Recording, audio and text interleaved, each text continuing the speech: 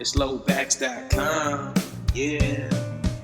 All right, let's start with the pretzel push-up. This is a great way to test your shoulder, wrist, and elbow health and kind of make sure there's no pain as you're doing and moving towards push-ups and one-arm push-ups. So this is a great little mobility test as well as a simple strength test and exercise you could do to build strength in your arms. Next move I want you to go towards is the rotator planks.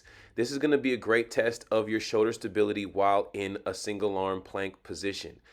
This rotation, you're trying to get that elbow towards the floor and then drive it up to the sky. Really challenging. Do like 5 each side. Next, we'll move into the slide push-ups.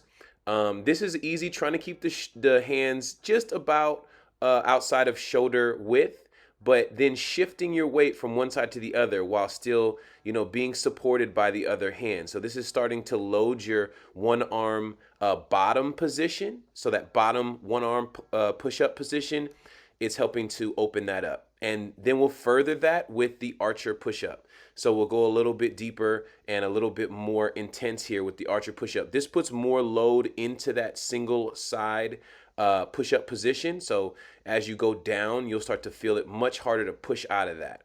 Next one we'll do is the deceleration of the one arm push-up. So this is dropping your chest slowly to the floor and then dropping that second hand down for support right when you need it. So there you can see a little slow-mo.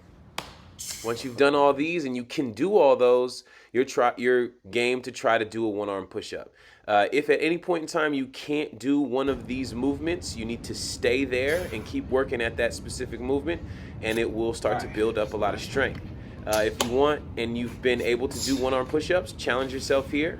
This is also a fun one to do. Great party trick right here is to do a one-arm, one-leg push-up. Notice how my foot, though, is slightly pivoted. That's a key element there. Most people don't do it.